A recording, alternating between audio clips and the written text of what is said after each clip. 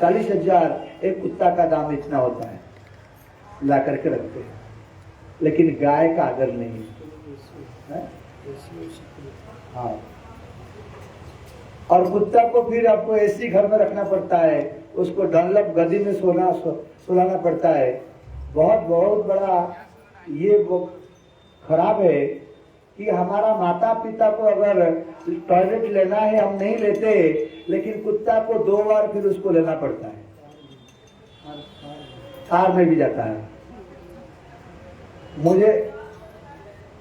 मैं स्विट्जरलैंड में क्या होता है मैं बताता हूँ। स्विट्जरलैंड में एक बार हम लोग कीर्तन के लिए पार्क में गए, तो उस पार्क में कुछ व्यक्तियों ने, उनका जो जैसे अपार्टमेंट है ना, उनका घर में कुत्ता है, तो उनको सुबह और शाम उसको घुमाने के लिए, मतलब क्या, उसको टट्टी कराने के लिए लाते हैं उसको पार्क में। तो कभी कभी घूमते फिरते ये कुत्ता लोग अगर टट्टी कर देते हैं, उसको फाइन पड़ता है। किसको फाइन पड़ता है? मालिक को, जो कुत्ता रखता है। तो इसीलिए क्या करना पड़ता है, वो लोग अगर कोई रास्ता में टट्टी कर दिया वो कुत्ता, उसको हाथ में उठा करके पॉकेट में रखते हैं और जहां डस्टबिन है उधर डालते। देखिए, आपको यकीन नहीं होगा, मैं आंख में देखा हूं, ऐसा नियम है। कहीं अगर कहीं मतलब पार्क में अगर कहीं कर दिया, किसने देख दिया, तो मानो तुमको फाइन घर में आ जाएगा, घर को फाइन आ जाएगा। यही इतना सेवा करते हैं, उनका टट्टी को ला करके पॉकेट में रखते हैं और जहां डस्टबिन होता है उधर ला करके रखते हैं। अगर विश्वास नहीं होगा तो एक बार वीडियो करके मैं दिखा दूंगा कि कैसे करते हो लोग। ये नियम है सरकार। नहीं तो कितने घर में लोग कुत्ता है और सब लोग पार्क में ले आएंगे तो फिर क्या होगा, टट्टी हो जाएगा सारा पार्क। इसीलिए सरकार का नियम ऐसा है और उन लोगों को करना पड़ता है। और कहीं जाते हैं, अगर घर आपको कहीं जाना है, आपको अगर कहीं घूमने के लिए जाना है, आप कुत्ता को घर में छोड़ करके नहीं जा सकते। जाएंगे तो क्या होगा, वो मतलब फाइन हो जाएगा। घर में उसको छोड़ के क्यों गया, और घर में छोड़ के चले जाएगा तो बहुत आवाज करेगा, वो आवाज करके तो पड़ोसी लोगों ने शिकायत कर देंगे, तो फिर उसको फाइन लग जाएगा। कहीं जाना है तो कुत्ता के लिए, कुत्ता को रखने के लिए एक क्या है ना, वो शेल्टर हाउस है, उसको पैसा भर के कितना, एक दिन के लिए 5,000 रुपया दे करके आपको भर्ती करना पड़ेगा, फिर आप जहां घूमने के लिए जा सकते। नहीं तो कुत्ता को साथ में लेके जाना पड़ेगा। मरोगे तो कुत्ता के साथ मरोगे, जियोगे तो कुत्ता के साथ मरोगे। और कुत्ता का चिंता करते करते जो मरता है वो क्या बनता है, कुत्ता बनता है। तो यही हालत हो गया अभी। और हम लोग भारतवासी, हम लोग क्या करते हैं, पाश्चात्य परिवेश को, पाश्चात्य स्टाइल को हम लोग अपनाते हैं।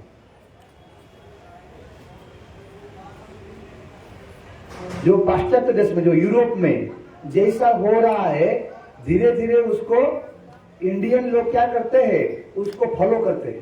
तो हाँ, वो लोग इतना अमीर आदमी है, वो ऐसा करते हैं, वो इतना शिक्षित आदमी है, इतना इंजीनियर है, इतना डॉक्टर है, वो लोग घर में ऐसा करते, तो हमको भी ऐसा करना ही चाहिए बोल के हम लोग उसको चेंज करें। तो यही बहुत बड़ा खराब समय आ गया। हम गाय को प्यार नहीं करते हैं, लेकिन कुत्ता को ज्यादा प्यार करते हैं। वास्तव में जो गाय का सेवा करते हैं उनको भगवान रक्षा करते हैं, और गाय के पास भी शक्ति है, गाय रक्षा करती है। मैं आपको एक उदाहरण देता हूं। जो लोग गाय का सेवा करते हैं, उनको अगर कोई विपत्ति आता है, उनके ऊपर अगर कोई विपत्ति आता है, गाय को पता चल जाता है। गाय को पता चल जाता है कि उसके ऊपर विपत्ति आ जाए, तो विपत्ति को वो ले जाते हैं, और जो गाय रखते हैं, जो गाय का ओनर है, उसको रक्षा कर देते हैं। मैं एक उदाहरण देता हूँ, प्रत्यक्ष उदाहरण। हमारा मठ में मैं जहाँ रहता हूँ भद्रक में, उधर एक बूढ़ी माँ रहते हैं, उनका नाम है जमुना दीदी। उनका उम्र अभी हो गया है 95 से ज्यादा है, फिर भी वो चला फिला करते हैं और उनका खुद का काम खुद करते हैं। तो एक बार क्या हो गया, शायद 6-7 साल पहले के बात में बोल रहा हूं, वो उनका प्यार का गाय सेवा है। वो गाय सेवा बहुत पसंद करते हैं और खुद गाय सेवा करते हैं। गाय का सेवा नहीं करने से वो बहुत दुखी हो जाते हैं। एक बार क्या हुआ, वो खट में सोए थे, तखत में सोए थे और रात में वो गिर गए, तखत से नीचे गिर गए तो उनको चोट लग गया। मैंने सोचा और मत चलना फिरना उनका बंद हो गया। तो फिर मैंने सोचा कि वो मर ही जाएंगे। मैं सोचा मर ही जाएंगे। एक प्रोग्राम था, मैं कैंसिल भी कर दिया, शायद वो चले जाएंगे बोल। उस समय इस सूरत का ही प्रोग्राम था एक, इस कार्तिक महीने का, मैं बंद कर दिया उसको। विभूति प्रभु ही आए थे उस समय, याद है उनका। तो लेकिन क्या हुआ, हमारा जो गाय था मंदिर में, जो गाय है, एक गाय का देहांत हो गया। एक गाय का 2-4 दिन के बाद गाय का देहांत हो गया और वो जो माता जी जमुना जी, उनका शरीर पूरा सुस्त हो गया, पूरा सुस्त हो गए। मतलब क्या हुआ समझे, वो जो गाय का सेवा कर रहे थे ना, उनका ऊपर जो बुराई आ रहा था, वो बुराई किसने ले लिया? गाय ले लिया। इतना गाय महान है, इतना महान है। और ऐसा बहुत मेरा जीवन में ऐसा बहुत अनुभव है। उधर जो गाय सेवा करते हैं उन लोगों के ऊपर कैसा विपत्ति आता है। और एक बार हम उधर पास में ही एक व्यक्ति का गाय है, वो गाय सेवा करते हैं। उनका जो गाय का जो मालिक है, जो वो एक कार में आ रहे थे, उनका एक एक्सीडेंट हो गया। जब एक्सीडेंट हुआ, यहाँ काव का क्या हुआ पता है? ये जो काव को चोट लग गया, लेकिन वो जो मालिक था, वो मालिक को थोड़ा सा चोट लग के बच गए। इतना बोलते हैं ना, यहाँ 33 करोड़ देवता रहते हैं, ये लोग को सब पता है गाय। लेकिन गाय का सेवा के लिए हम लोग बहुत कंजूस है। और हम लोग को कोई ध्यान नहीं है। काल विभूति प्रभु बहुत अच्छा से बता रहे थे, उनकी तो मुख से गाय के लिए क्या बोलते हैं, ये तो जैसे आपका प्राण निकल जाएगा ऐसा बोलेंगे कि गाय का सेवा करने के लिए। तो परीक्षित महाराज पहले ही, जब देखो वही राजा होता है, वही अच्छा राजा है, जो गाय के ऊपर विपत्ति आने से उनको कष्ट होता है। लेकिन आज हमारा देश में जो राजा बन के आए, गाय को ही व्यापार करते हैं। शेल्टर हाउस बना करके गाय को मांस को बेच करके पैसा कमा रहे हैं। साधु संत लोग, जब भारत स्वाधीन हुआ, भारत स्वाधीन होने के बाद में ये गाय का जो शेल्टर हाउस है, गाय को हत्या करने का जो मशीन है, उसको बंद करने के लिए साधु संत लोग सरकार के पास में गए। उस समय कोई उनका बात नहीं सुना, उस समय नहीं सुने, आज भी कोई नहीं सुनता है। आज भी कोई नहीं सुनता है। क्यों नहीं सुनते? कारण उनको पैसा चाहिए, उनको गाय नहीं चाहिए। गाय व्यापार से पैसा मिलता है। ये गाय को हत्या करके ये विदेश में मांस को रफ्तानी किया जाता है, उधर से पैसा मिलता है। इसलिए सब लोग जान पूछ कर भी गाय का रक्षा नहीं कर रहे। लेकिन परीक्षित महाराज ऐसे राजा थे, जो गाय के ऊपर विपत्ति आया तुरंत ही निकल पड़े और आकर के जिस व्यक्ति ने गाय को मार रहा था उसको प्राण से विनाश करने के लिए तीर उठाए, तो आकर के शरणापन्न हो गया, पैर में पड़ गया। तो राजा का नियम है, जो पैर में पड़ जाता है, जो शरणागत हो जाता है, उसको मारने का हक नहीं है, अधिकार नहीं है। इसलिए वो नहीं मार पाए, उसको छोड़ दिए और बोले कभी गाय का ऐसा हत्या नहीं करना। और ऐसे तुम कौन हो? बोले मैं कली युग हूं और मेरा नाम कली है मेरा समय आ चुका है, लेकिन आप इतने अच्छे से राज्यों को शासन करते हैं, चारों तरफ कृष्ण का कीर्तन होते रहता है, इसलिए मैं कहीं प्रवेश नहीं कर पाता हूँ, लेकिन मेरा समय आ चुका है, मुझे आपको कुछ स्थान देना पड़ेगा रहने के लिए। तो परीक्षित महाराज उनको 4 स्थान दिए रहने के लिए। क्या क्या, किसको पता है? हाथ उठाओ। कितने बार भागवत हो चुका है? परीक्षित महाराज कली को 4 स्थान दिए रहने के लिए। क्या क्या हो? केवल हाथ उठाओ, मत बोलो। पता है? याद है? बताओ। हाँ ना, बताओ। हाँ, जुआ, हाँ, सोना, हाँ, जुआ, सोना, मदिरा, और क्या है? मांस मछली खाना, हिंसा। ये सोना को मिलाने से 5 हो जाता है। पहले 4 दिए थे, 4 में वो संतुष्ट नहीं हुआ, इसलिए 5वां स्थान सोना को दिए। 4 स्थान क्या है? अभ्यर्थिता तदा तस्मै स्थानानि कलये ददौ द्यूतं पानं स्त्रियसूना जत्र अधर्म चतुर्विधः। द्यूतम जुआ, पानम निशा द्रव्य, दारू पीना, और जितना भी निशा द्रव्य है सब प्रकार का। और सबसे बहुत बड़ा निशा क्या है? चाय। सबसे बहुत बड़ा निशा क्या है? चाय। दारू और चाय, एक व्यक्ति का दारू का निशा है और एक व्यक्ति का चाय का निशा है। इन दोनों से किसका निशा ज्यादा है? चाय वाला का। क्योंकि जो दारू पीता है वो कभी छोड़ सकता है, कभी छोड़ भी देगा वो, और 2-4 दिन दारू भी नहीं पिएगा तो चलेगा उसका। लेकिन जो चाय पीता है उसको तो ठीक टाइम में मिल जाना चाहिए। सुबह 8 बजे चाय पीना है, मतलब 8 होते ही दिमाग खराब, और काम नहीं करेगा दिमाग। पहले चाय, उसके बाद में देखेंगे। कितना भक्त है, माला करते हैं, हरे कृष्णा भी करते हैं, लेकिन चाय भी पीते रहते हैं, और उनका टाइम में चाय मिल जाना चाहिए। अगर हमारा गुरु जी प्रभुपाद ने बताए, जिन लोग का चाय का अभ्यास है, अगर वो नाम जप कर रहे हैं, करते करते भगवान को बुला रहे, अगर भगवान वो उनके पास आ जाएंगे और वो चाय का समय भी आ गया, दोनों एक साथ में अगर आ जाएंगे, चाय का समय आ गया और भगवान भी आ गए, तो किसको पहले वो ग्रहण करेंगे?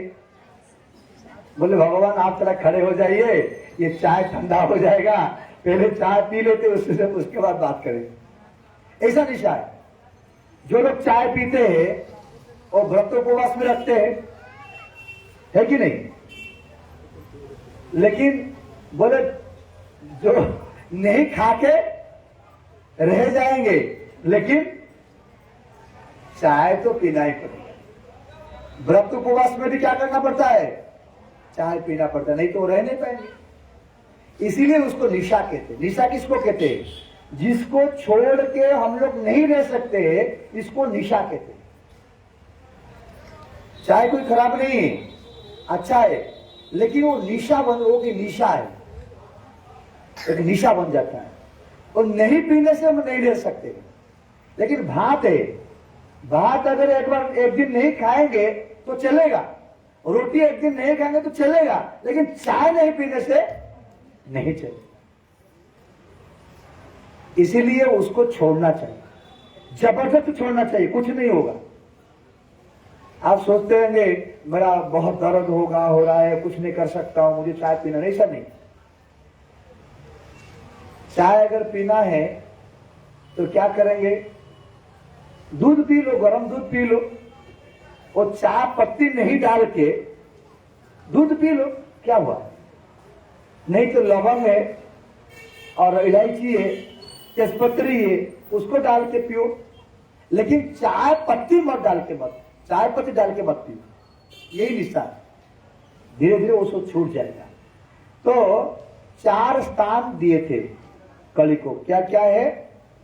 जुआ, पानम निशा द्रव्य, और उसके बाद में स्त्री, पर स्त्री पर पुरुष के प्रति आसक्ति, और चौथा है क्या? जीव हिंसा, खुद का जीवा को, लालसा को मिटाने के लिए मांस मछली खाना, जीव हिंसा करके खाना, ये कली का निवास है। ये 4 स्थान देने पर भी उनको अच्छा नहीं लगा। बोले मेरा समय आ गया है, बस 4 स्थान ही दिए, मुझे और कुछ स्थान दीजिए। तो बोले पुनश्च जाचमानाय जात रूपम अदात प्रभु। और जब फिर मांगे तो वो क्या दिए?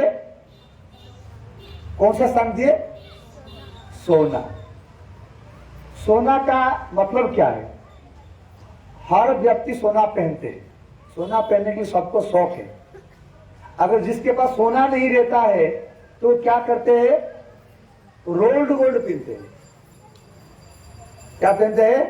रोल्ड गोल्ड भी पहनते हैं, लेकिन सोना तो पहनते ही। तो सोना, गीता में बोले भगवान, जितने धातु है, जितने मेटाल है, सब मेटाल के अंदर में मैं कौन हूं? मैं सोना हूं।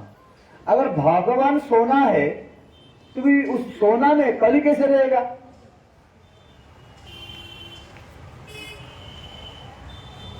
उसका मतलब यह है, जो सोना अन्याय धन के द्वारा बनाया गया है, अन्याय धन के द्वारा खरीदा गया है, उस सोना में कली रहता है। और इसका और सिंप्लीफाई है, जो अन्याय धन रोजगार करता है उसी में कली रहता है, चाहे सोना हो चाहे जो भी हो। जो अन्याय रूप से धन को रोजगार करता है उसी धन में कौन रहता है? कली रहता है। हम एक कुड़िया में रह जाएंगे, एक झोपड़ी पट्टी में रह जाएंगे, चलेगा, लेकिन अन्याय से धन रोजगार करना अच्छा नहीं है। क्योंकि अन्याय में धन रोजगार करेंगे तो क्या होगा? हमारा उस धन से जो हमारा बच्चाओं ने बढ़ेंगे, पालन पोषण होंगे, उनका बुद्धि बिगड़ जाएगा, उनका बुद्धि में कली निवास करेगा, वो अच्छा नहीं बनेंगे। देखो, कोई अगर अच्छा बहुत बड़ा आदमी बना है संसार में, अगर हम लोग इतिहास को देखेंगे तो उनके पिता को देखेंगे, वो कितना सच्चोट है। जिसका पिता बहुत सच्चोट है, एक गांव में रहता है, खेती करता है और बहुत गरीब है, उसका बच्चा ही बहुत बड़ा होता है। क्यों? अच्छा कमाई का धन से वो पड़ा है, अच्छा कमाई की धन से वो पालन पोषण हुआ है, इसलिए उसका इतना बुद्धि सही रहता है। आज मेरे बेटा को एक कार चाहिए तो क्या करेंगे? हम कोई अन्याय करके पैसा ले आए, उनके लिए कार खरीद दिए, लेकिन क्या होगा? वो बिगड़ जाएगा, उसका बुद्धि सही नहीं रहेगा। तो कली का निवास कहां रहता है? अन्याय रूप से धन के रजू। हमारा स्कूल में एक बात कहता हूं, मुझे बहुत पसंद आता है उस बात। हम जब पढ़ते थे स्कूल में, हमारा एक टीचर थे, पीटी टीचर। पीटी टीचर मतलब मालूम है ना? पीटी टीचर थे। तो जब मैट्रिकुलेशन आया, मैट्रिक परीक्षा में हम लोग का सेंटर दूसरा जगह में परीक्षा देने के लिए जाना पड़ा। हमारा पाटपुर हाई स्कूल है, तो हमको सीकीटी के पास नुआपड़ा एक हाई स्कूल है, उधर हमका सेंटर पड़ा, उधर जाने के लिए। तो हम लोग थे 50 स्टूडेंट। तो हमारा स्कूल में बोले कि हर स्टूडेंट 500 रुपया करके देंगे, एक टीचर उनको सबको लेके जाएंगे, उधर रहने का व्यवस्था, जाने का व्यवस्था, खाने का व्यवस्था सब करेंगे। तो पीटी सार का उस बार दायित्व मिला उनको।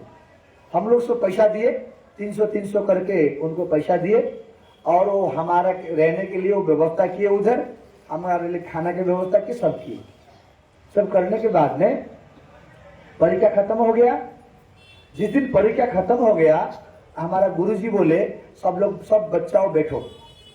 बोले तुम इतना पैसा दिए थे, 300 करके, तुम इतना लड़का हो, इतना स्टूडेंट हो, तुम्हारा पैसा इतना होता है, और तुम्हारा आने जाने का खर्चा इतना है, तुम्हारा खाने का इतना खर्चा है, और मेरे पास में तुम्हारा पैसा अभी 2000 बच गया, अभी 2000 बच गया। तो जितना स्टूडेंट है इतना वो डिवाइड करके वो क्या किए, सब पैसा को दे दिए, सबको बांट दिए। लेकिन आजकल ऐसा नहीं होता है। टीचर लोग पैसा लिए, जितना बचा हरिबोल हो गया। ऐसा व्यक्ति मिलना महान है। और वो कपड़ा कैसे साफ करते थे? सर्फ से नहीं, राख से। राख से उनका कपड़ा साफ करते थे वो। ऐसा शिक्षक कहां मिलेगा जो शिक्षा देने के लिए? वो तो उस समय तो हमको समझ में कुछ नहीं आया जो वो किए थे। लेकिन जब हम मठ में आए, जब हम पढ़ते हैं कि कैसा अन्याय धन हो जाता है, क्या होता है, तो उस समय याद आता है वो लोग का व्यवहार कैसा था। तो कहने का मतलब ये है कि अन्याय धन अगर हम रोजगार करते हैं, अन्याय धन से अगर हम पालन पोषण हम भी खाना पीना करते हैं और हमारे बच्चाओं को भी देते हैं, तो क्या हो जाता है, बच्चाओं का बुद्धि बिगड़ जाता है। जो सही रास्ता में जाना चाहिए वो सही रास्ता में नहीं जा सकते, वो गलत रास्ता में चले जाते। यही है 5 स्थान कली का। हमको इससे बचना पड़ेगा और नाम कीर्तन करेगा। कितने नाम कीर्तन करने से क्या होगा? हरे कृष्ण कृष्ण कृष्ण हरे हरे, हरे राम राम राम हरे हरे। कितने साल से हम लोग नाम कीर्तन कर रहे हैं, लेकिन कुछ असर नहीं पड़ता है, उसका प्रभाव दिखाई नहीं देता है।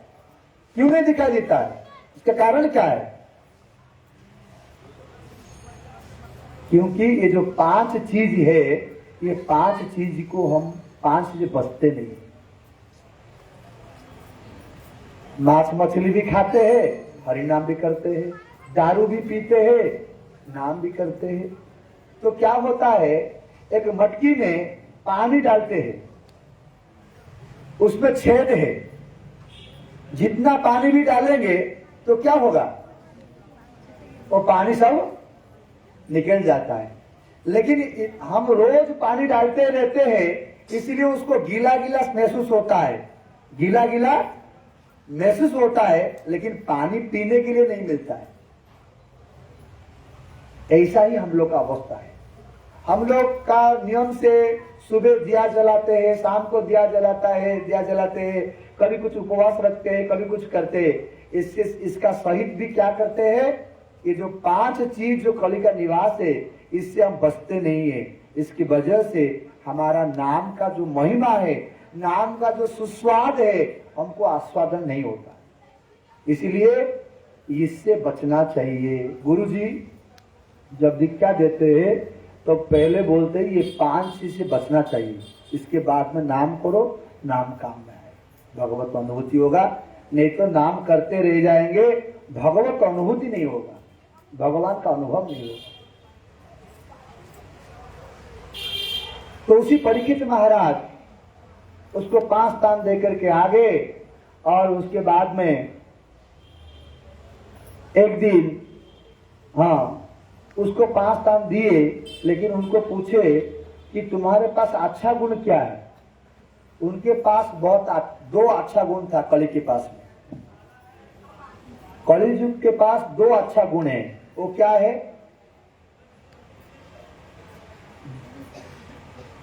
यहां सब कुछ दोष है। कलेर दोष निधि राजन यस्ति एक महान गुण कीर्तना देव कृष्णस्य मुक्त बंध परम ब्रह्म।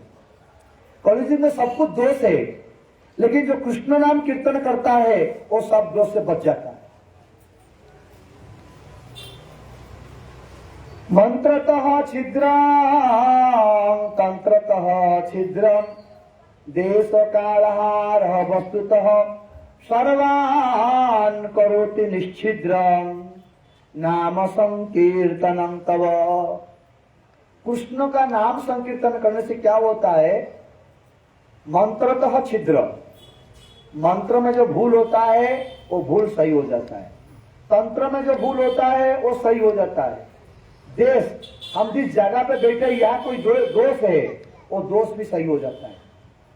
काल, जिस समय में कोई हम यज्ञ आरंभ किए, अनुष्ठान आरंभ किए, अगर समय खराब है वो समय को सही कराना है तो क्या करना पड़ता है? नाम संकीर्तन करना पड़ता है।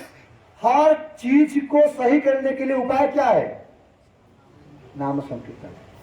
कोई व्यक्ति पापी बन गया, उस पापी व्यक्ति को सुधारना है, क्या उपाय है? नाम संकीर्तन। जितने प्रकार का पाप है सब पाप को सुधारने के लिए उपाय क्या है? नाम संकीर्तन। इसीलिए कलियुग बहुत श्रेष्ठ है। कृतादिषु प्रजान राजान करो संभवंती इच्छन्ति। सत्य युग के लोग, त्रेता युग के लोग, द्वापर युग के लोग, वो लोग तपस्या करते हैं कि हमारा जन्म कैसे कलियुग में हो जाएगा तो अच्छा रहेगा। भगवान को पाने के लिए सत्य युग में, त्रेता युग में, द्वापर युग में यज्ञ करना पड़ता था, तपस्या करना पड़ता था, ये मंदिर बना करके उनको अर्चना करना पड़ता था। लेकिन कलियुग में भगवान को पाना बहुत आसान है। कैसा है? खाओ पियो नाचो। क्या करो? खाओ गाओ नाचो।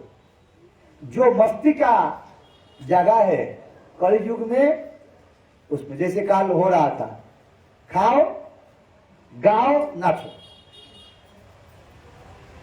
प्रसाद मिल रहा है, पाओ खाओ नाचो, भगवान का नाम संकीर्तन में नाचो और भगवान का नाम कीर्तन गाओ। इसमें क्या होगा? उद्धार हो जाएगा। लेकिन पहले युग में क्या करना पड़ता था? सब घर द्वार छोड़ करके जंगल जाना पड़ता है, पेड़ के नीचे बैठ करके बिना खाए बिना पिए आपको साधन करना पड़ता है। लेकिन कलियुग में ऐसा नहीं है। नाचो गाओ प्रसाद, प्रसाद लो, भगवान का नाम संकीर्तन गाओ और भगवान का नाम संकीर्तन में नाचो। लेकिन खाओ गाओ नाचो अगर दूसरा जगह में लगा देंगे तो सब उल्टा फल मिल जाएगा। गाओ तो फिल्म का गाना गाएंगे, नाचो तो फिल्म गाना में नाचेंगे और कोई डीजे में नाचेंगे, और खाओ तो जो कुछ मिलता है बाजार में, मांस मछली और अशुच वस्तु, वो सब खाएंगे तो फिर नरक को रास्ता खोल देंगे हम। पूरा हाईवे निकल जाएगा कहाँ जाने के लिए? नरक जाने के लिए। और भगवान का प्रसाद लेंगे, खाना तो हमको तो खाना ही है ना, हमको तो खाना ही है। भगवान का प्रसाद लेंगे, खीरी खिचड़ी बना करके खाएंगे, मालपुआ बना करके खाएंगे, लेकिन ये गंदा चीज क्यों खाएं? अच्छा भर के चैतन्य महाप्रभु ने बोले जगन्नाथ का प्रसाद आकंठ भर करके खाओ, चिंता मत करो, खाओ लेकिन भगवान का नाम संकीर्तन करो। यही कलियुग का साधन है, कलियुग का महान गुण है। और दूसरा क्या है? जितना भी पाप चिंता करेंगे, जितना भी हम लोग पाप चिंता करेंगे, पाप नहीं करने तक उसका फल हमको नहीं मिलेगा। हम सोचे काल हम उनका घर में चोरी करेंगे, सोचे, लेकिन चोरी फिर नहीं की तो हमको फल कुछ नहीं मिलेगा, कोई दंड नहीं मिलेगा। अगर सत्य युग में, त्रेता युग में, द्वापर युग में कोई पाप करने के लिए सोचा, उसके बाद नहीं किया, लेकिन नहीं करने पर भी उसको आधा दंड मिलेगा। तो तू सोचा क्यों? मन में तेरा मन में खराब करने के लिए, पाप करने के लिए सोचना क्यों आया? तुमको आधा दंड मिलेगा। लेकिन कलियुग में जितना सोचो, नहीं करने तक कुछ नहीं मिलेगा, कुछ असुविधा नहीं है। और कलियुग में क्या है? अगर कोई अच्छा चीज सोचा फिर नहीं किया तो आधा फल मिलेगा। जैसे यहाँ 100-200 आदमी बैठे हैं, कोई सोचा कि कल हम उनको प्रसाद खिलाएंगे और न प्रसाद डालना उनको खिलाएंगे, सोचा और फिर घर में गया। घर में जाने के बाद में फिर हिसाब किताब लगाया, वो बाप रे बाप 10,000 रुपया खर्चा हो जाएगा, नहीं नहीं हम नहीं देंगे। फिर मना कर दिया, बोले हम नहीं देंगे। और जो 200 आदमी के लिए सोचा था देने के लिए, फिर नहीं दिया, उसको कितना % का लाभ मिलेगा? 50। 100 जन को खाने के लिए देने से जो पुण्य मिलता है उसको इतना मिल जाएगा, क्योंकि वो सोचा था देने के लिए। कलियुग इतना खराब है, कोई मन में अच्छा सोचता भी नहीं। अगर जो सोचता है उसको आधा फल मिल जाता है। यही कली का महान। इसीलिए परीक्षित महाराज कली को स्थान दिए। एक प्रश्न आता है, परीक्षित महाराज इतने बड़े ज्ञानी थे, इतने बड़े भक्त थे, और कली को स्थान क्यों दिए? इसी की 2 कारण की वजह से उसको स्थान दिया। इसके बाद में परीक्षित महाराज एक बार मुर्गा करने के लिए जंगल में गए थे। उनको प्यास लगा, पानी पीने के लिए जंगल में ढूंढे, उनको पानी कहीं नहीं मिला, तो एक आश्रम देखे, वो आश्रम में गए तो एक वो समीक मुनि का आश्रम था। किस मुनि का था? समीक मुनि का आश्रम था। वो समाधिस्थ थे, वो ध्यान में बैठे थे। उनको जाकर के पानी मांगे तो उनको सुनाई नहीं दिया। क्यों नहीं सुनाई दिया? ध्यान में बैठे हैं। इसका मन अगर कहीं ध्यान है, उनको सुनाई देगा क्या? नहीं देगा। लेकिन परीक्षित महाराज सोचे ये जान पूछ करके नहीं सुन रहा। किसको पता है कोई ध्यान में या कोई ध्यान में है या कोई जान पूछ के बैठा है? कभी कभी ऐसा होता है, कुछ व्यक्ति है, अगर वो कोई मांगता है तो जान पूछ के सो जाते हैं, बोलते अगर उठेंगे तो फिर हमको ये देना पड़ेगा। और जान पूछ के कोई ध्यान में बैठ जाता है तो बोलते हैं ये ध्यान में बैठा है, उसको छोड़ दो। तो ऐसा भी होता है। तो परीक्षित महाराज सोचे शायद ये साधु ये जान बुझ के ऐसा समाज का ढंग कर रहा है। इसीलिए वो क्या किए, एक मरा हुआ सांप उधर पड़ा था, उसको उठा करके लाए और उसको गला में लगा दिए। बोले तुम लोग दोस्ती बन जाना। कौन कौन? मरा हुआ सांप और तुम। क्यों दोस्ती? बोले जो व्यक्ति अतिथि का सेवा नहीं करता है वो मरा हुआ व्यक्ति जैसा है। कोई घर में अतिथि आया है और अतिथि का हम सेवा नहीं करते तो कैसा समान है? वो मरा हुआ आदमी जैसा है। इसीलिए सांप और तुम दोनों समान है, ये सोच करके परीक्षित महाराज मरा हुआ सांप को डाल दिए और चले गए। लेकिन उनके पुत्रों को, समीक मुनि का पुत्र जो है उनका नाम था श्रृंगी। क्या नाम था? श्रृंगी। क्या नाम है? श्रृंगी। उनको खबर मिल गया कि परीक्षित महाराज ने उनके पिता के गले में क्या किए? मरा हुआ सांप डाल के चले गए। तो उनको गुस्सा आया। बोले हम लोग ब्राह्मण है, वो क्षत्रिय है, और मेरे पिता समाधि में थे, और घर में घुस करके, जैसे कुत्ता घर में घुस करके झूठा कर देता है, ऐसा ही क्षत्रिय ब्राह्मण के घर में बिना अनुमति के प्रवेश करके अपमान किया है। उसको जैसे मेरे पिता को वो सांप डाल करके अपमान किया है, ऐसे ही उसको सांप ही मारेगा और वो मरेगा। मैं अभिशाप देता हूं। इति लंघित मर्यादं तक्षकः सप्तमयानि द्रक्ष्यति सकुलांगारम चोदितो में तव ब्रुवम।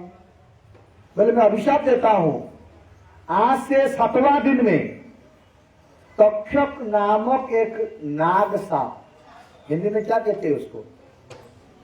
नागिनी। ये नाग सांप उसको मारेगा। वो तक्षक सर्प का एक नाम लिए। वो तक्षक सर्प कैसा है? वो अमृत पिया है, उसको कोई मार नहीं सकता है। और वो तक्षक सर्प उसके हिसाब से उसका रूप को परिवर्तन भी कर देता है। ये सांप है, मनुष्य बन जाता है। सांप है जानवर बन जाता है, वो जैसे चाहता है उसका रूप ऐसा वो परिवर्तन कर देता है तब तक सब। इसलिए श्रृंगी ऋषि ने अभिशाप दिए, किसको अभिशाप दिए? परीक्षित महाराज को। क्या बोले? 7 दिन 7वां दिन में उनको तक्षक सर्प दंशन करेगा, वो मरेगा। परीक्षित महाराज को जो पता चला मुझे ऐसा अभिशाप हो गया, उनको बहुत अच्छा भी लगा और बुरा भी लगा। बुरा इसलिए लगा कि मैंने एक साधु को अपमान कर दिया पानी की वजह से, ये मेरा गलत था। और अच्छा इसलिए मुझे अच्छा लग रहा है कि मुझे पता चल गया मैं कब मरूंगा। क्या हो गया? कब मरूंगा पता चल गया। अगर हमको भी पता चल जाएगा हम कब मरेंगे तो उसका व्यवस्था हम कर देंगे, लेकिन हमको पता ही नहीं है कब मरेंगे। हम तो क्या करते हैं, हम तो कोई मकान बनाता है, कोई बैंक में पैसा डालते रहता है और कोई कुछ करते रहता है, क्योंकि हम मरेंगे नहीं। हम क्या सोचते हैं, हम हमारा पड़ोसी वाली मर गया है, लेकिन हम सोचते हैं हम नहीं मरेंगे, वो मर गई, हम नहीं मरेंगे, हम तो और 10 साल बचेंगे। इसकी वजह से हम क्या करते हैं, हमारा धंधा करते रहते हैं और अंत में हमारा गति खराब हो जाता है। लेकिन परीक्षित महाराज बोले मैं एक बहुत भाग्यवान व्यक्ति हूं, जो मुझे पता चल गया 7वां दिन में मेरा मृत्यु होगा। मृत्यु के समय में क्या करना चाहिए? मृत्यु के समय में अगर हमारा भी मृत्यु का समय आएगा, हमको पता चलेगा अभी यहाँ बम डाल दिया जाएगा या एयरक्वेक हो जाएगा, साइक्लोन होगा, हम अगर मर जाएंगे तो फिर हमको क्या करना चाहिए? बजाओ बच्चा।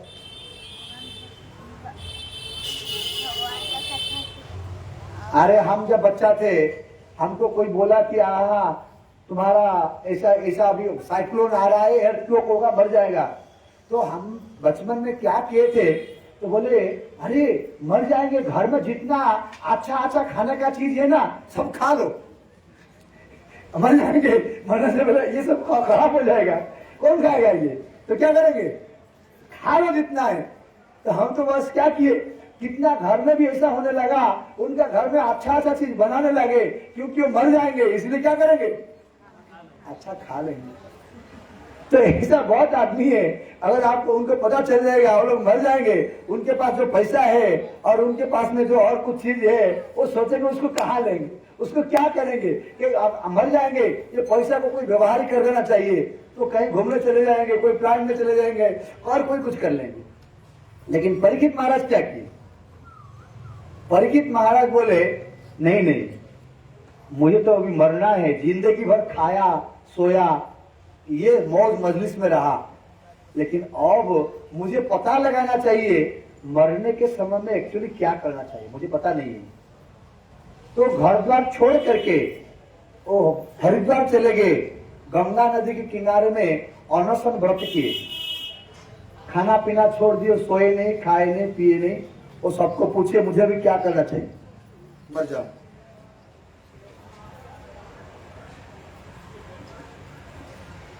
मरने के बाद क्या होता है?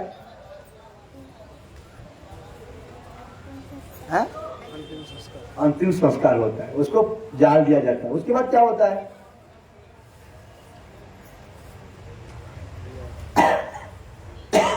मरने के बाद क्या होता है? जब पता चलेगा तब उसके लिए कुछ काम करेंगे। हम तो बोलते हैं खाओ पियो मस्ती करो, मरने के बाद में कौन जानता है क्या होता है।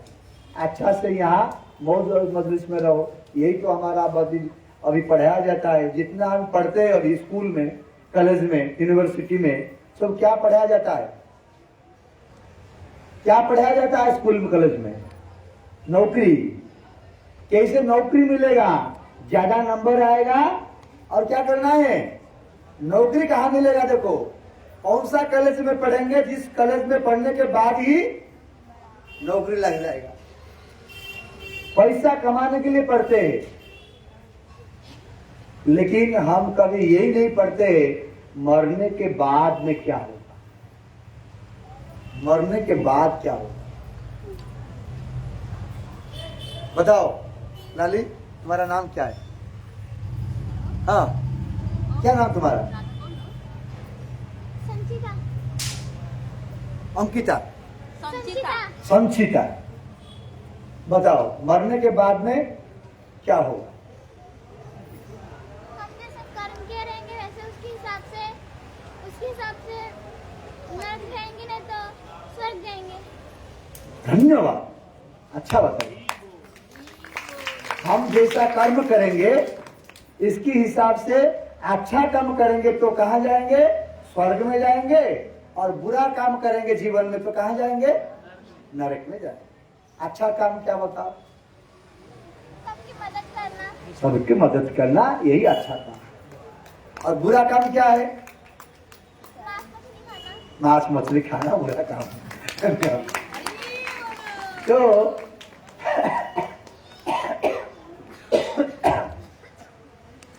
बहुत अच्छा काम है, बहुत अच्छा लड़की है, बहुत अच्छा लाली है, जो बहुत बिना डर से एक शब्द में बता दिया कि जिंदगी मरने के बाद में क्या होता है। मरने के बाद में जन्म होता है। क्या होता है? मरने के बाद में फिर क्या होता है? जन्म होता है। कोई नरक में ज्यादा पाप करता है तो नरक जाता है, ज्यादा पुण्य करता है तो स्वर्ग में जाता है, और थोड़ा बहुत पाप है और थोड़ा बहुत पुण्य है तो फिर उसको इधर जन्म मिल जाता है, इधर ही जन्म मिल जाता है। कोई कुत्ता बनता है, कोई बिल्ली बनता है, कोई सुअर बनता है, कोई स्त्री पुरुष हो जाता है, कोई पुरुष स्त्री होकर जन्म होता है। ये जो बड़ी है, ये तो बड़ी चेंज होता है। आत्मा जो है वो आत्मा का कुछ नहीं होता है। जैसे भगवान गीता में बोले, बांसांसी जीर्णानि जथा विहाय नवानि गुरुनांति नरोपराणि तथा शरीरानि विहाय जीर्णानि अन्यानि संजांति नवानि दे। जैसे हमारा कपड़ा अगर खराब हो जाता है, टूटा फीटा हो जाता है, तो क्या करते हैं? उसको चेंज करके नया कपड़ा लेते हैं। ऐसे ही ये जो आत्मा है, ये आत्मा के लिए ये जो शरीर है वो कैसा है? एक वस्त्र जैसा। जब ये शरीर बुढ़ा हो जाता है, आंख काम नहीं करता है, हाथ पैर काम नहीं करता है, आत्मा सोचता है ये शरीर तो भी काम का नहीं है, इसको छोड़ के और एक क्या करेंगे? दूसरा शरीर ले जाएंगे। तो दूसरा शरीर हमको मिलता है, लेकिन जैसा काम करते हैं ऐसा शरीर मिलता है। जैसा काम करते हैं ऐसा शरीर मिलता है। गीता में सब लोग गीता पढ़ना चाहिए। हमारा संस्कृति में, हमारा धर्म में क्या शास्त्र है? श्रीमद् भगवत गीता। क्या पढ़ना चाहिए? भगवत गीता। महात्मा गांधी भी हर समय क्या पढ़ते थे? श्रीमद् भगवत गीता। उनके हाथ में हर समय भगवत गीता था। जितने भी साधु, जितने भी बड़े लोग हैं, सबके पास क्या है? श्रीमद् भगवत गीता है। भगवत गीता में जो लिखा हुआ है वो इतना अच्छा चीज लिखा है कि सारा विश्व में, अभी अरेबियन कंट्री में भी उसको क्या करते हैं? गीता को पढ़ाते हैं। आपका जर्मन में एक यूनिवर्सिटी है, जर्मनी यूनिवर्सिटी में गीता को पढ़ाते हैं। उधर यूनिवर्सिटी में पढ़ाते हैं। और ऐसा बहुत देश है जहां भगवत गीता को प्राधान्य दिया गया है, एक सब्जेक्ट कर दिया गया है, वो पढ़ते हैं। बहुत अच्छा चीज लिखा है। भारत में है, घर घर में है, लेकिन स्कूल कॉलेज में नहीं है। हमारा घर में पिता माता ने, जिसके पिता माता बहुत अच्छे हैं, वो बच्चों को सिखाते हैं, लेकिन स्कूल कॉलेज में नहीं है, इसीलिए वो लोग जानते नहीं। इसलिए गीता हर दिन पढ़ना चाहिए। गीता में क्या लिखा है मैं यही बताता हूं अभी। ये तो बोले, दूसरा बात ये है, जंग जंगापि स्मरन भावं त्यजन्तं ते कलेवरं तं तमेव कौन्तेय सदा तद्भाव भारितः। मरने के समय में जो जिस वस्तु को चिंतन करते करते मरता है, उसको क्या होना पड़ता है? ऐसा जन्म मिलता है।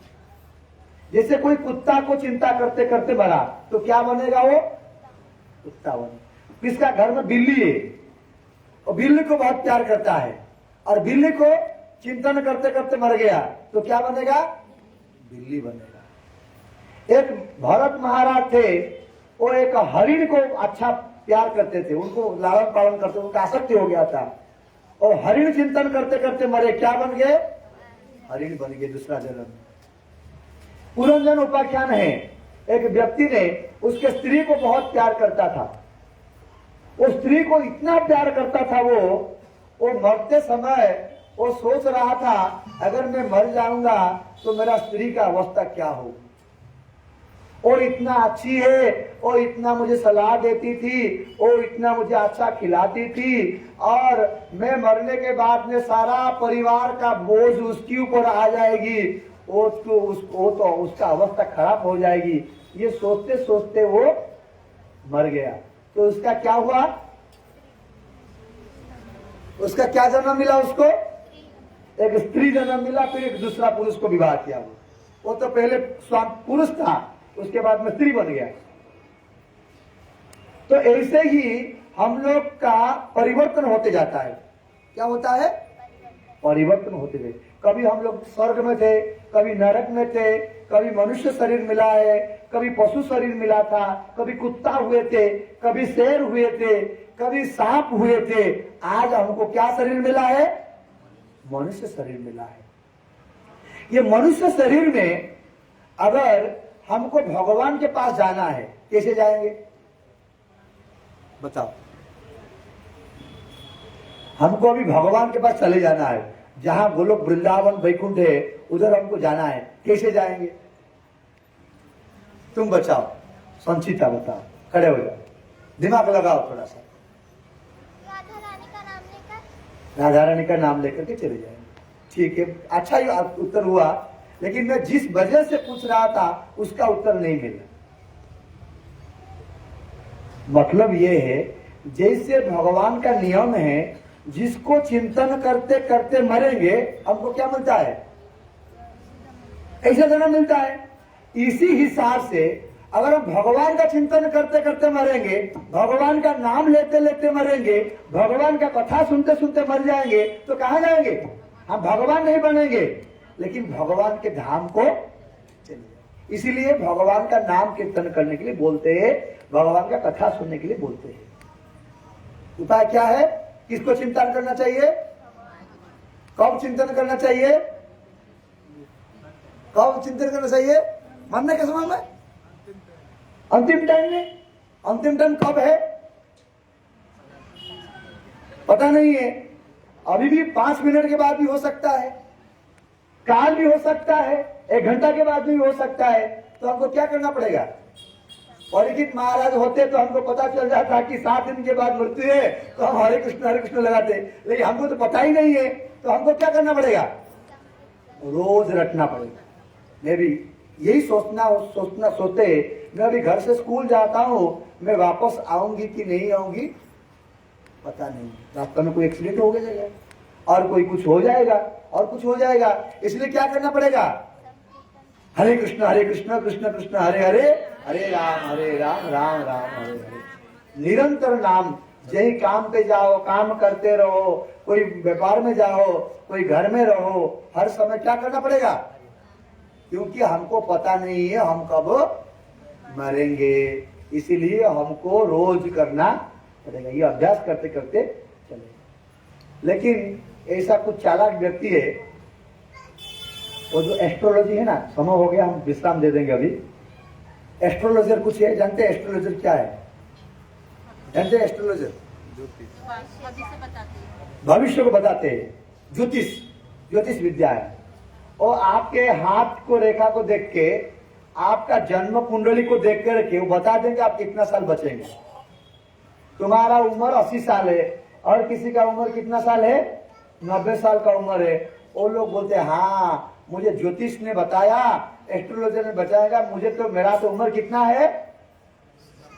80 साल 90 साल का है। इसीलिए आप तो क्या करेंगे? आप भगवान का नाम करने का जरूरत नहीं है, अभी जवान हूँ, इसलिए क्या करना है?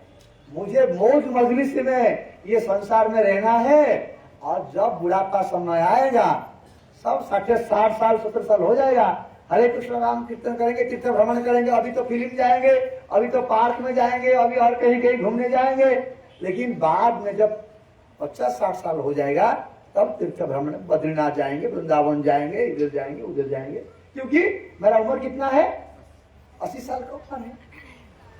लेकिन एक बात उड़िया में है, क्या है, जहां न हो बालू तो काले ता की हो पाचिला वाले। हाँ? जो चीज बचपन से नहीं हुआ है वो बुढ़ापे में थोड़ी होगा। जो लोग अभी मोबाइल के बारे में देखो, मोबाइल अभी नया नया मोबाइल आ रहा है, जो लोग पुराना जमाना का है, जो बूढ़े बन गए, उनको कितना सिखाओ मोबाइल के बारे में, वो जो एंड्रॉइड स्क्रीन टच मोबाइल उनको सिखाओ, उनका दिमाग में घुसता ही नहीं। लेकिन बचपन जो बच्चा जन्म हुआ है उसको दे दो, तुरंत ही उसको खोल देता है। बच्चा उसको मालूम नहीं है, बात नहीं बोलता है, लेकिन मोबाइल उसको पकड़ा दो, क्या करता है, तुरंत ही खोल देता है जो खोलना चाहिए। इसीलिए हमको अभ्यास करना पड़ेगा। क्या अभ्यास करना पड़ेगा? हरे कृष्ण कृष्ण कृष्ण हरे हरे, हरे राम। प्रहलाद महाराज बोले है, बाड़ू तो कालू धर्म धनमु अर्जीवी ये जीवन अनिश्चित के जाने काल आदि मृत्यु काल हो जीव उपस्थित। बचपन से ही भगवान का नाम अभ्यास करना चाहिए। कभी मत सोचो मेरा समय है, समय से हम करेंगे, ऐसा नहीं है। उसको अभ्यास करना पड़ेगा।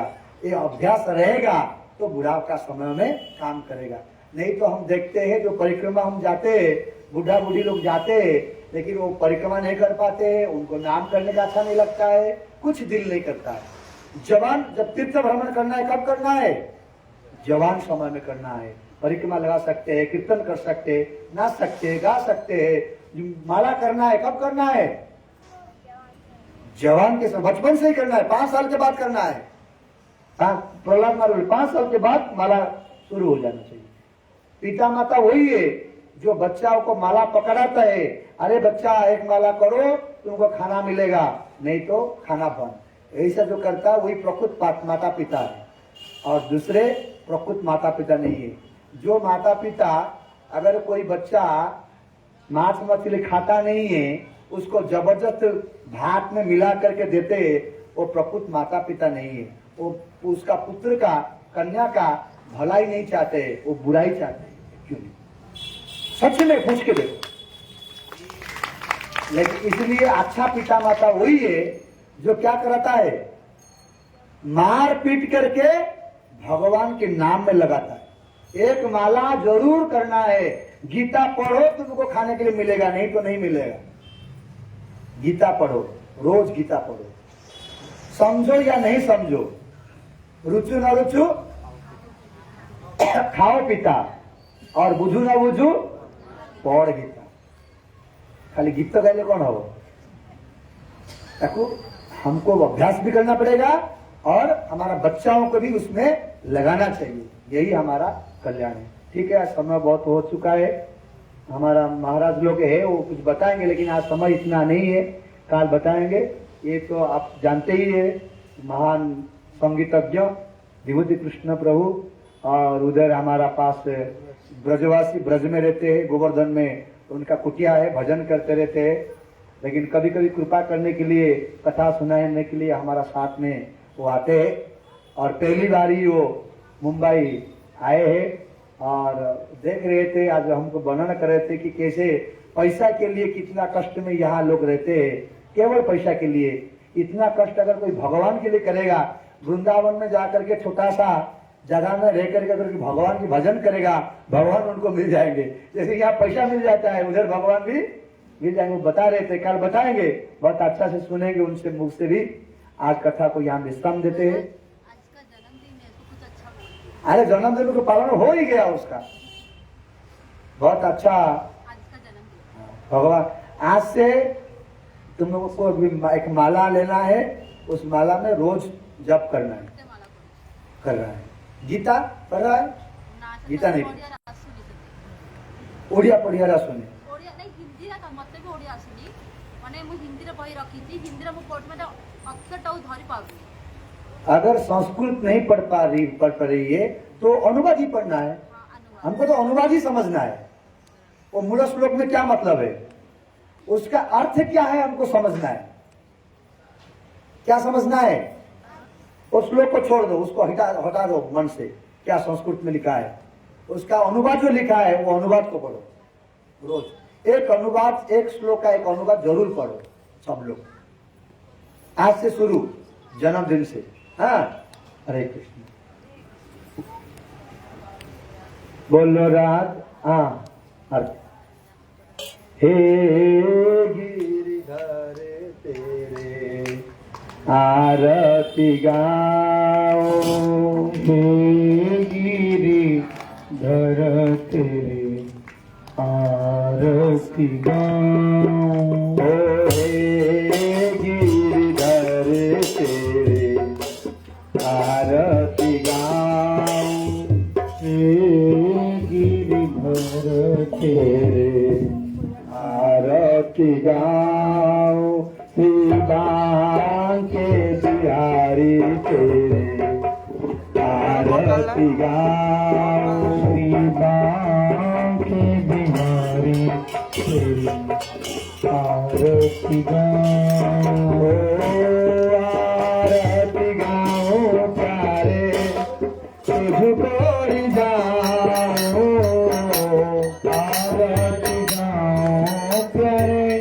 तुझको रिझाओ, हे गिरिधर तेरे आरती गाओ, हे गिरिधर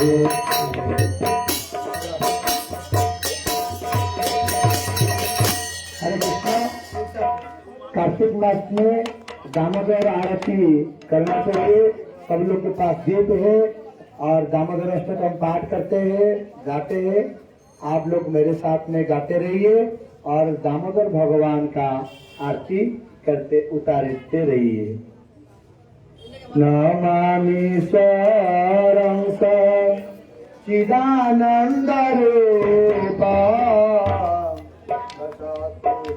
लंगो विराजमानम्, नमामि स्वरं सच्चिदानन्दरूपं दशकुण्डलङ्गो विभ्राजमानम्। यशोदाभियोलो कलाधावमाना,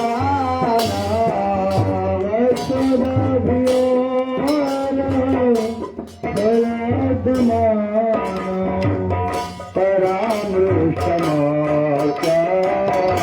सतद्रुतगोचरां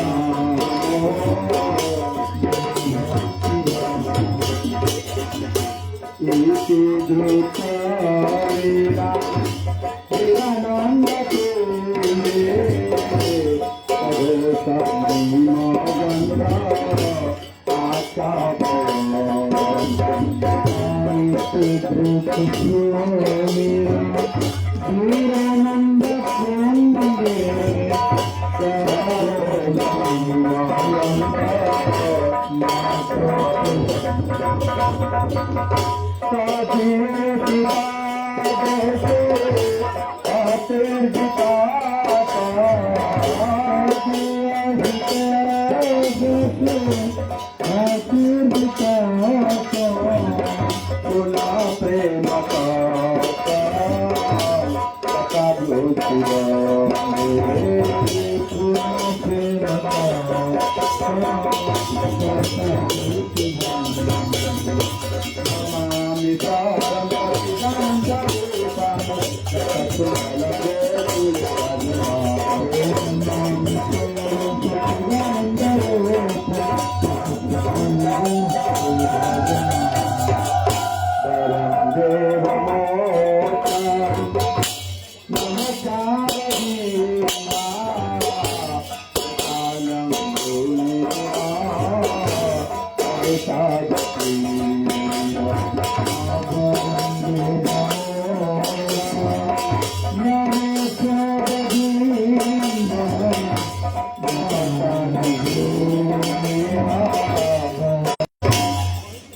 गमते